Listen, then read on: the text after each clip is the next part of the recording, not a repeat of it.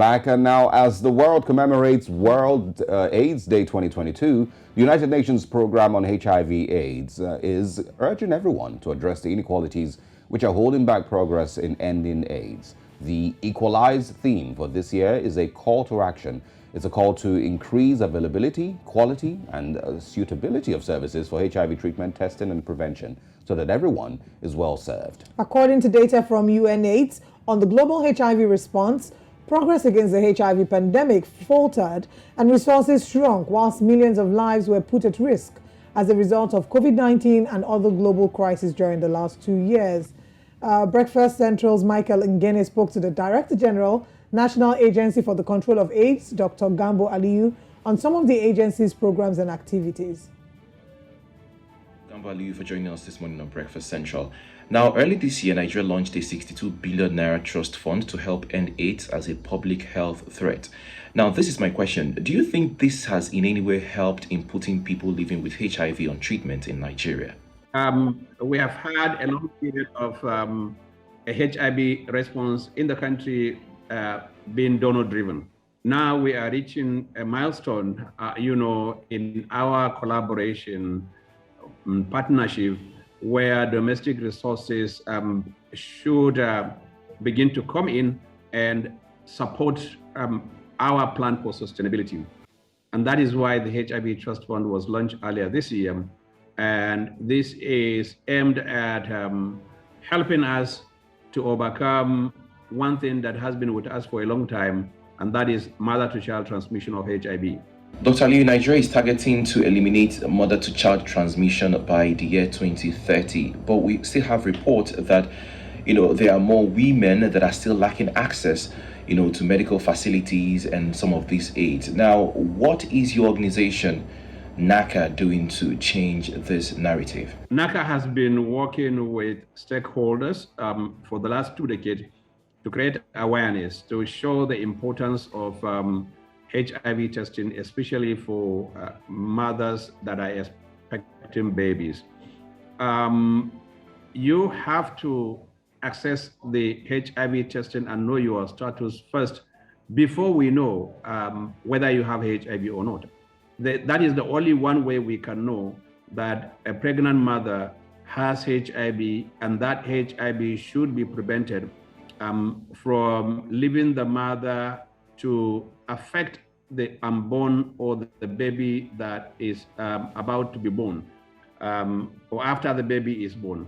And that information, has been out there, and we have been working with stakeholders to make sure that it's been taken to the doorstep of everyone, in the country. However, we know that you people of the press have been helping us very well, and we have enjoyed your services, and we're thanking you.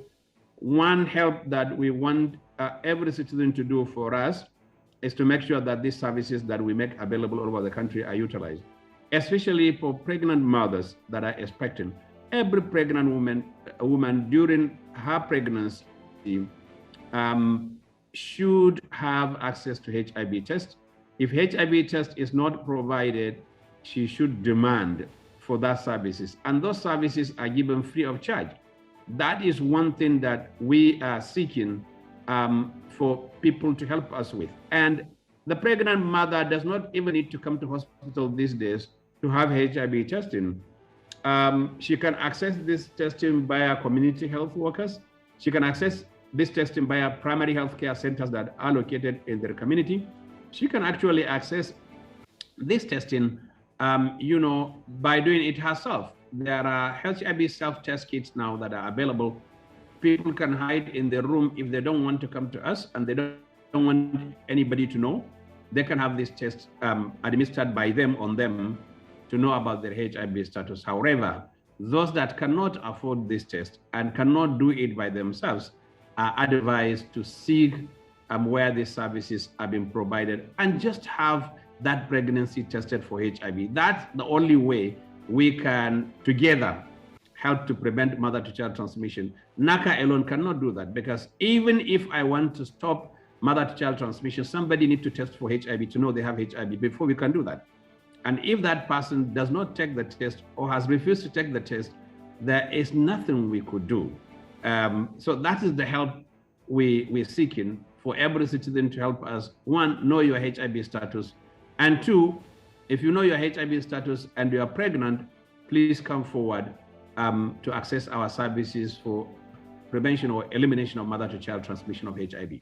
Now let's talk about HIV vaccine. I want to ask, how achievable is the development of an effective HIV vaccine now based on significant progress, in HIV vaccine research over the last 30 years? Vaccine search for HIV has eluded the scientific community for many decades. HIV has been around for 40 years now, and the vaccine search has been on for the last 40 years. It has not been successful. However, the scientific community has found answers, around the HIV scourge. And now HIV is reduced to a chronic illness, just like people have diabetes, people who have hypertension can live with the diabetes and can live with the hypertension for as long as they are taking their medication and their hypertension or diabetes are under control. It's the same with HIV.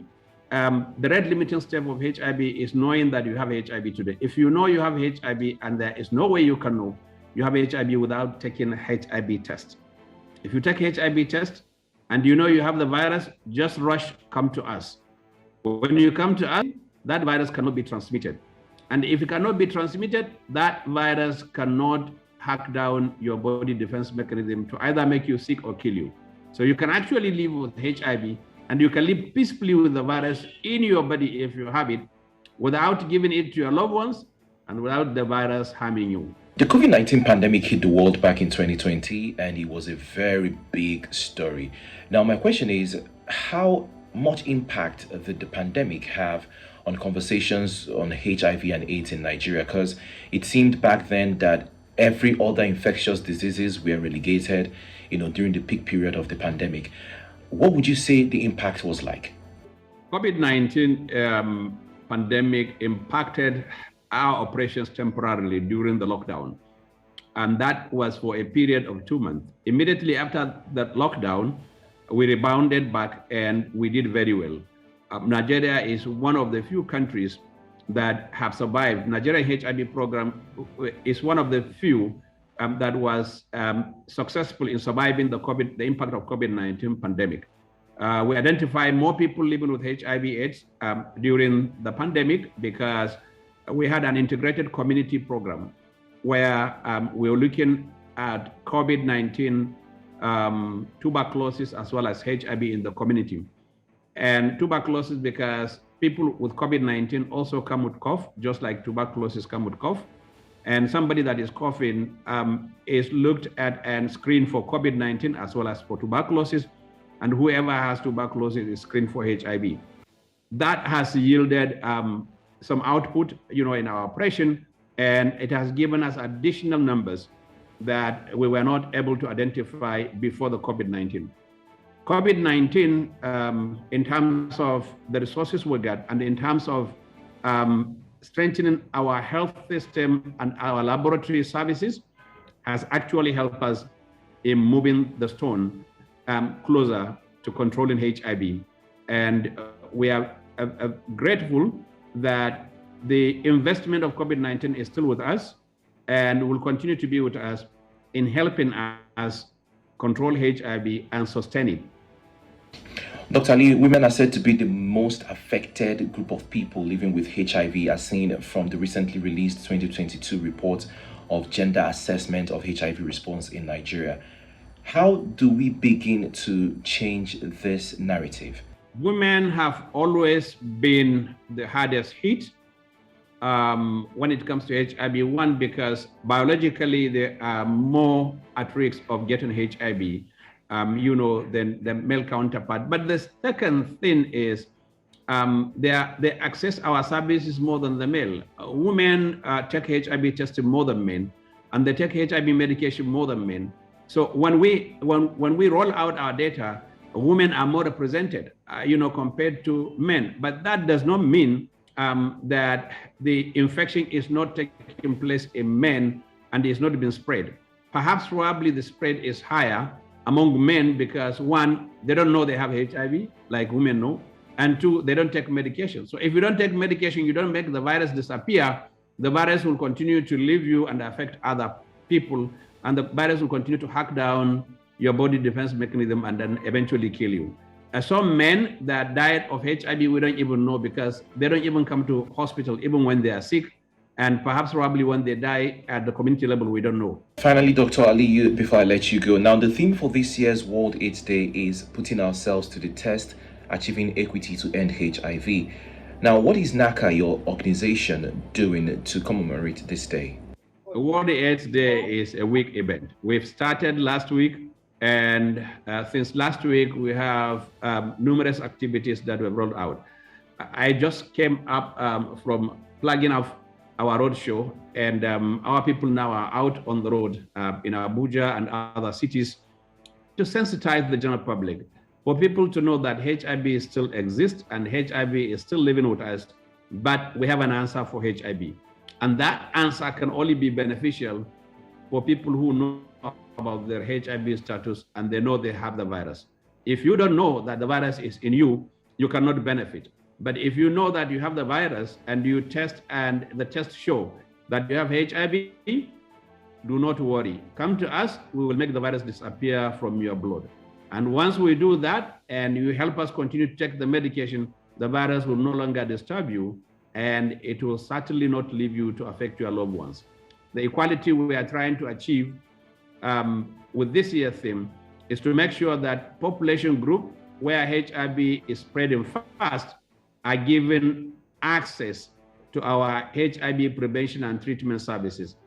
People who feel marginalized and they feel stigmatized and they are afraid to come out and test for HIV should be given the opportunity to take HIV test.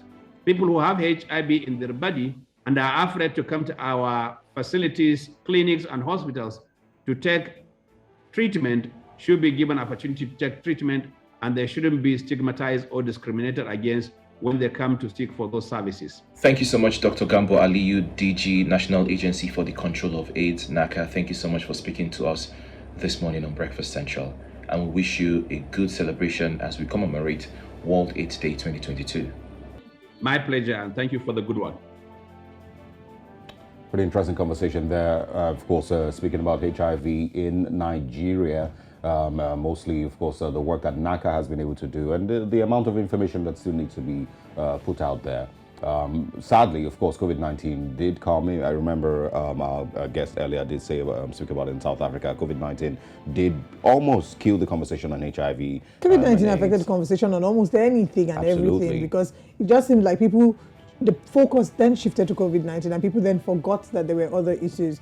And HIV, conversations about HIV is very important because people, there was this certain fear that came about when HIV first came out, when we first knew of HIV, and the fact that we didn't know a lot about the treatment and the fact that people could take antiretroviral drugs to reduce their viral load. So people, and there still is that stigma, if we're being honest. People don't want to, everybody's like, shush, shush, shush, shush. Nobody wants to talk about their status as loudly and as proudly as they should, because I mean, the same way people have HIV is the way they have other illnesses. It's just a regular illness. The same way you would need to be on medication for life if you have certain types of diabetes, or if you have hypertension. It's the same way you would be on medication for life if you have HIV, to a point where the viral load is undetectable. So it's just important.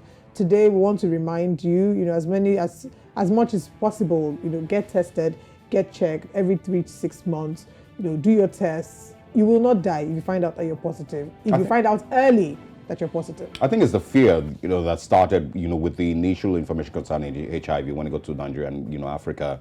The initial information back then was that once you get it, you probably will die. Exactly, in a couple of months. And that's of course because people died. Yes. And their death was as a result of the ignorance. Yes. A lot of people didn't know about HIV. And but with, as information got better across the continent, then people got to understand it better. And of course, with the influx of antiretroviral drugs, it became easier to understand and easier to manage. But that fear has not been taken away in any way. People still have that fear and that stigma from the 80s and from the 90s. I take that back. I take what I said back. It's not just because the fear was also because there was initially there weren't antiretroviral drugs and people were dying. Yes. Because there weren't really treatments. But at the point that the treatments came out, some people were not even open to taking it. There's also the role that religion and culture plays, but we will not go Yeah. into that conversation now. But it's not the end of the world if you test positive.